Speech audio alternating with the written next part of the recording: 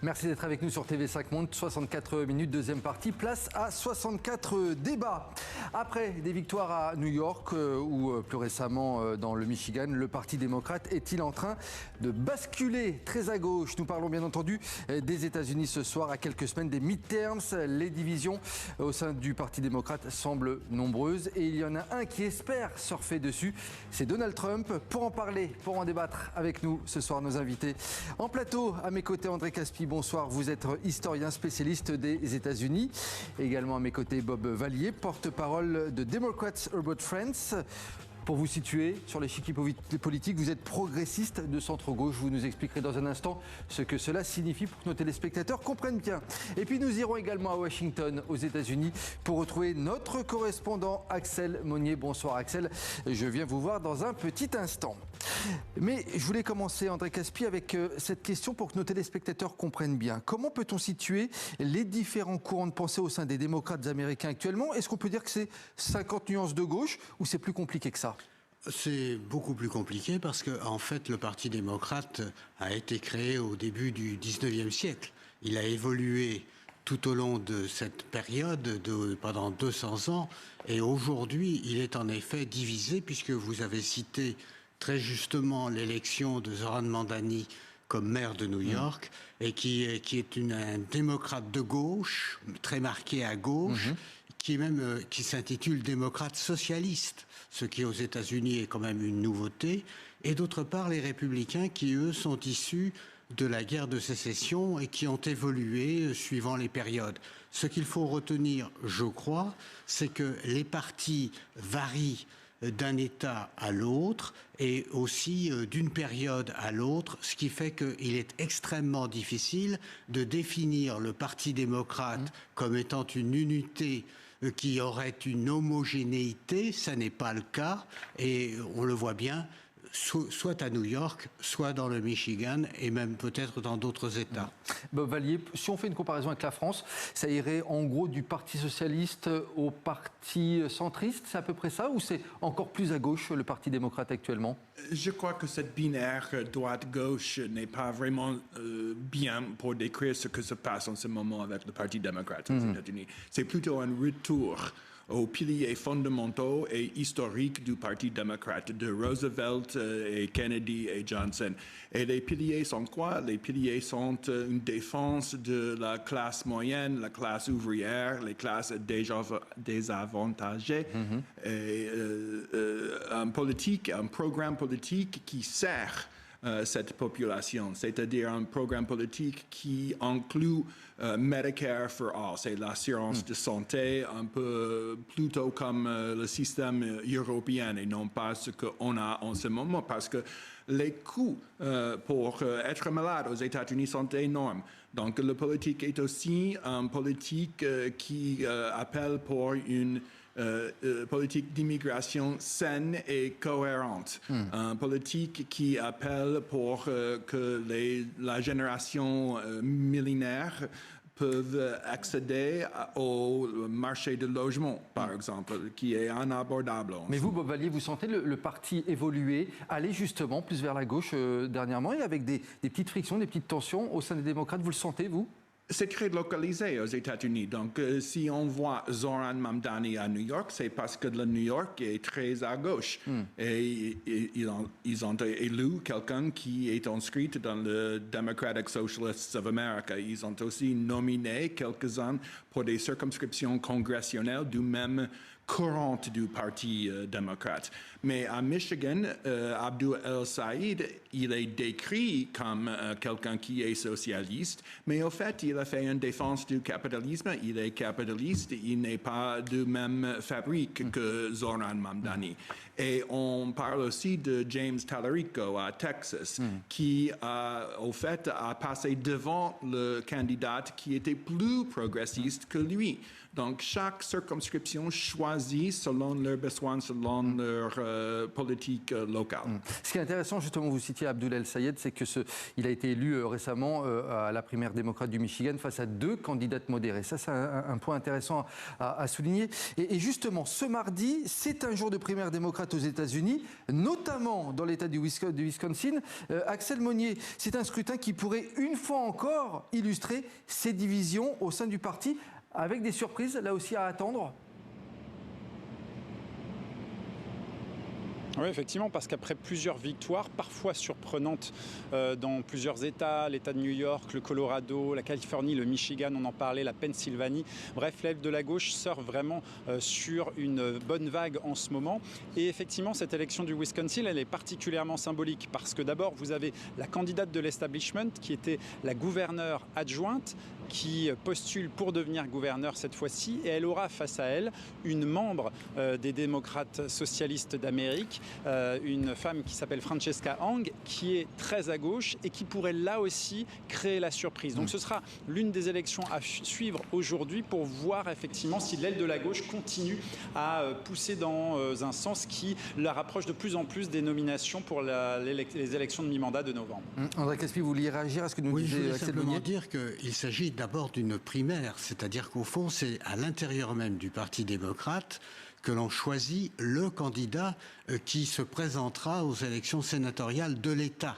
Donc ça n'est pas une élection définitive. Ça veut dire simplement qu'à l'intérieur du Parti démocrate, il y a une tendance à gauche, mais il y a aussi peut-être une majorité qui ne s'est pas exprimée et qui, le jour de l'élection, c'est-à-dire au mois de novembre, choisira un candidat tout à fait différent. Donc c'est pour cela que c'est très compliqué de comprendre le système américain, parce que ça n'est pas du tout comparable au système français. Et je crois que ni dans l'organisation des partis, ni dans l'organisation des élections, on ne trouve des points communs entre ce qui se passe aux États-Unis et ce qui se passe en France. Et justement, André Caspi, ce qui est intéressant, c'est aussi de voir que cette couleur, donc de plus en plus à gauche, comme ont l'air de l'observer beaucoup de médias, beaucoup d'observateurs donc de la vie politique américaine, elle ne va pas spécialement, comme vous dites, aller dans les urnes également. C'est-à-dire que beaucoup d'électeurs vont peut-être avoir peur justement de ce virage à gauche du camp démocrate. Et d'autre part, il ne faut pas oublier que dans cet État du Michigan, il y a une très forte minorité musulmane, notamment dans la ville de Dearborn, et que cette minorité musulmane choisit enfin un candidat qui exprime le point de vue des musulmans américains. Mais il est évident que le Michigan lui-même un gouverneur démocrate qui ne partage pas ces idées-là et qui peut-être sera un jour candidat à la présidence. Bob Vallier, vous vouliez rajouter quelque chose ? Oui, dans les chiffres dans la primaire de Michigan sont assez intéressants.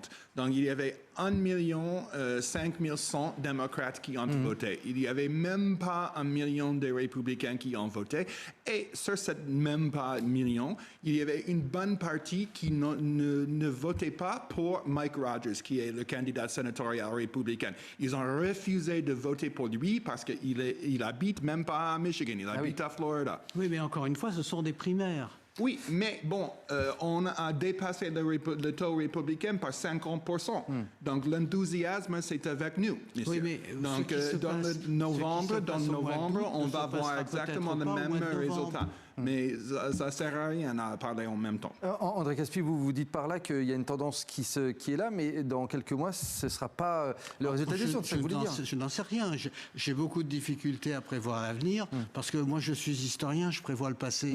Mais il est évident que dans cette perspective-là, il y aura des choses qui vont changer, peut-être, se manifester d'une manière ou de l'autre. Et je crois qu'il ne faut pas considérer que le choix de ce candidat démocrate socialiste sera entériné par l'ensemble des électeurs de l'État du Michigan. Il n'est pas socialiste d'abord. Il a refusé cet descripteur. Donc, il a fait une défense du capitalisme.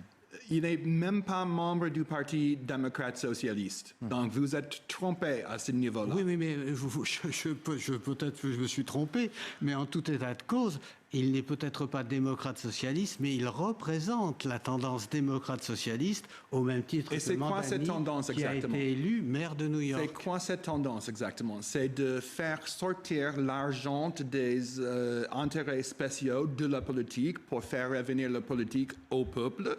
C'est une politique qui prône pour une assurance de santé. Oui. Est-ce que ça c'est socialiste vraiment? Est-ce que ça c'est trop à gauche? Vraiment de demander que tout le monde a accès à la santé et l'assurance pour la santé. Est-ce que c'est trop socialiste de faire sortir l'argent de la politique pour que le peuple puisse décider? Si vous dites trop socialiste, ça veut dire que vous portez un jugement. Moi, je ne porte pas de jugement. Mais je dis simplement qu'il est soutenu. Vous prétendez d'apporter des faits et des faits que vous rapportez ne sont pas vrais. Il n'est pas socialiste, il n'est pas membre du Parti socialiste et il ne représente pas une tendance qui est particulièrement socialiste. Messieurs, on va avancer un petit peu, effectivement. Je vois qu'il y a beaucoup de divergences sur ces points. C'est très intéressant. On va rejoindre justement Axel Monnier, notre correspondant aux États-Unis, puisque l'émergence de nouvelles figures au sein du Parti démocrate, on a parlé de Zoran Mamdani, encore Abdoul El-Sayed, ces nouvelles figures, est-ce qu'elles inquiètent Donald Trump, justement? Axel Monnier, on le sait, il est loin, Donald Trump, d'être tendre avec les principales personnalités du Parti démocrate. Alors Donald Trump, en fait, ce qu'il fait depuis quelques semaines, c'est qu'il instrumentalise cette gauchisation, on va dire, du Parti démocrate. Et lors de deux discours, à des moments assez surprenants d'ailleurs, c'était les 3 et 4 juillet, le 3 juillet au Mont-Rushmore, le 4 juillet ici à Washington pour fêter les 250 ans du pays. Eh bien, dans les deux cas, Donald Trump a consacré une très large partie de son discours au communisme et à l'anticommunisme. Il a notamment dit que le communisme actuellement était un danger plus fort que Pearl Harbor ou que le 11 septembre. Ce sont les mots de Donald Trump. Alors, est-ce que ça veut dire qu'il a peur de cela? Ça n'est pas sûr. En tout cas, ce qui est sûr, c'est qu'il sait que ça pourrait mobiliser son électorat et le faire voter pour les candidats du Parti républicain. Parce qu'il sait qu'il est en mauvaise posture pour ces élections de mi-mandat. Il sait que son électorat est en général acquis à sa cause à lui, mais qu'il ne se déplace pas spécialement pour les autres élections et pour voter pour d'autres candidats. Donc, Donald Trump essaie de faire feu de tout bois. Mais on voit aussi que d'un côté, eh bien, les démocrates les plus à gauche peuvent faire peur aux démocrates les plus centristes, mais il y a aussi le même phénomène de l'autre côté de l'échiquier. Les candidats MAGA les plus excessifs, les plus radicaux, peuvent aussi éloigner les électeurs indépendants ou centristes et faire voter de l'autre côté. Donc il y a vraiment le phénomène qui est en train de se jouer des deux côtés avec une polarisation extrême. Bon, voilà, intéressant ce que nous dit Axel Monnier. Vous pensez que justement l'ascension d'une gauche toujours plus radicale chez les démocrates, est-ce qu'elle peut faire les affaires justement de Donald Trump?